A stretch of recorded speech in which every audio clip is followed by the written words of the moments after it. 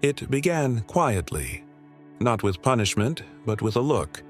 The kind of look that told you which version of yourself was welcome and which one was too much.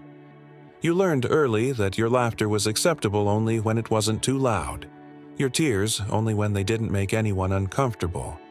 Approval became oxygen, and silence became safety. Every smile you earned felt like a small victory, proof that you could control love if you just behaved well enough. You didn't know it yet, but you were signing an invisible contract. Be good, stay small, keep everyone happy, and maybe you won't be abandoned. Love wasn't something you received. It was something you maintained through performance. So you folded your emotions neatly, hid your needs behind politeness, and built a life around being acceptable. Years later, that contract still whispers its terms every time you want to speak your truth. But it was never a choice. It was survival. You didn't choose to be perfect. You learned it was safer than being real.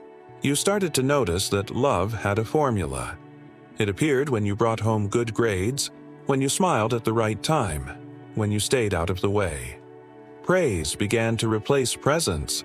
A gold star became the closest thing to a hug. You learned to measure your worth in achievements, not affection. Every "I'm proud of you" felt conditional, like a door that could close if you slipped. Your emotions, the wild, honest parts of you, were quietly stored away like fragile toys that might break the peace. Anger? Too loud? Sadness? Too heavy? Joy? Only if it didn't inconvenience anyone. So you became careful with your light. You learned to manage other people's comfort better than your own. What your parents called maturity was really self-erasure in disguise. They didn't mean to teach it. They simply passed down their own fear of being too much. And somewhere in that silence, you learned that peace isn't freedom. It's just performance without applause. When love becomes a reward, authenticity becomes a risk. Now, you're the one everyone can count on. The reliable friend, the quiet fixer, the one who never says no. You sense tension before it's spoken. Scan rooms like a weather radar, predicting storms before they begin. On the surface, you're composed, thoughtful, endlessly giving. Inside, you're exhausted from holding invisible umbrellas for everyone else. You call it kindness, but it's really a kind of armor, a learned reflex to keep love from leaving. Every "don't worry about me" chips away at your aliveness. You apologize for needing rest, for wanting space, for being human. And when you finally stop, guilt floods in, whispering, "You're being selfish." You don't notice it happening. How care becomes compulsion.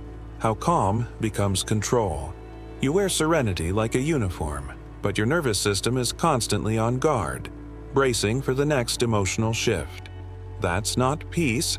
That's survival dressed in politeness. You wonder why you're so tired all the time. It's because you've mistaken stillness for safety and service for love. Your calmness isn't peace. It's hypervigilance in disguise. Beneath your politeness lives someone fierce, the child who wanted to scream when things were unfair, who wanted to say no without being punished for it, but every time anger rose, you swallowed it down, afraid it would cost you love. So it turned inward, hardening into tension in your jaw, fatigue in your chest, and resentment you can't quite explain. You tell yourself you're not angry, just tired.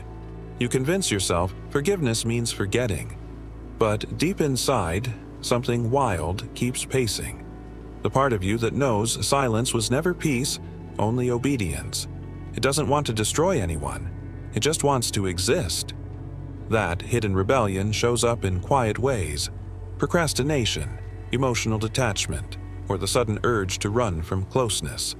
It's not sabotage, it's protest. A soul's way of saying, "I've been unseen for too long." What if anger isn't sin, but signal?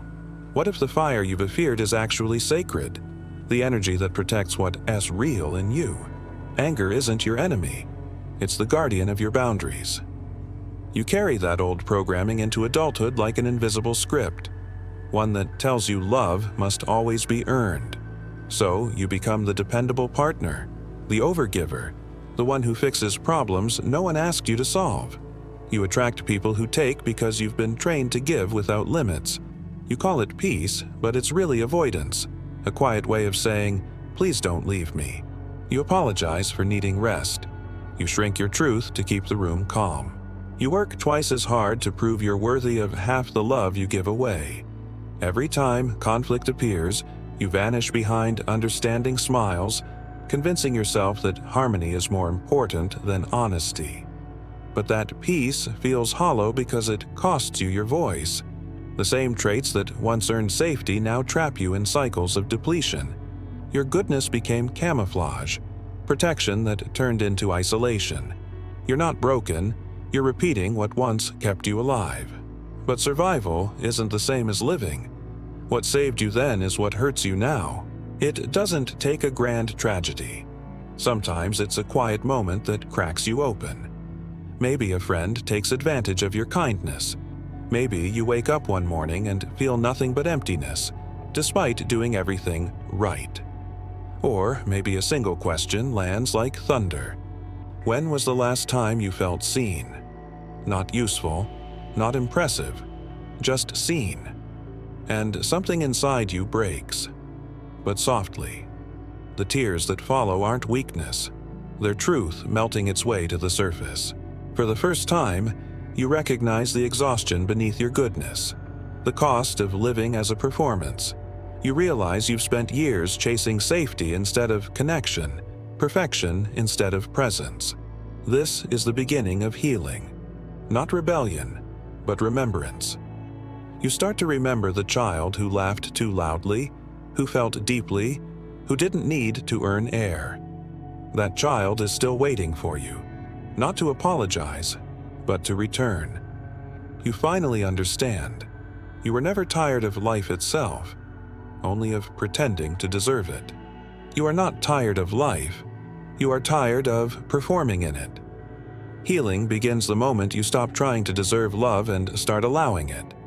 At first, it feels wrong, saying no, setting boundaries, resting without guilt.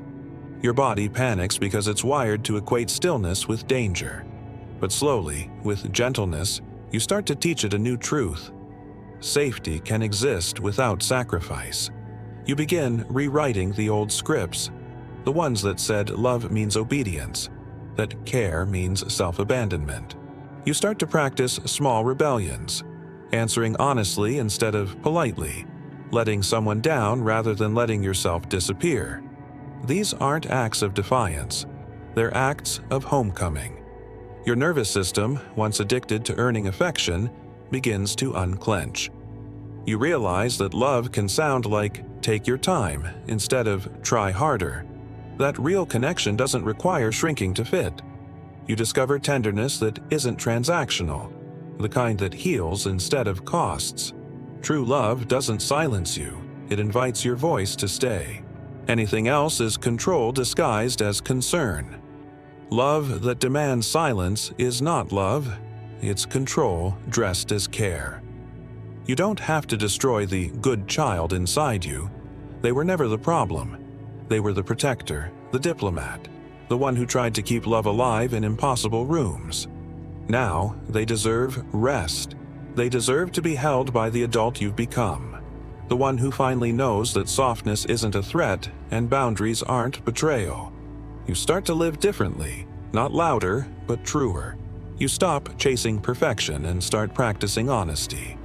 You speak even when your voice shakes. You rest without earning it. And in those quiet moments of truth, you feel something unfamiliar but ancient. Peace that doesn't depend on performance. The journey isn't about becoming someone better, it's about returning to who you were before the world taught you to disappear. That child within you was never broken, only waiting for permission to exist again. So, breathe. Be real. Be seen.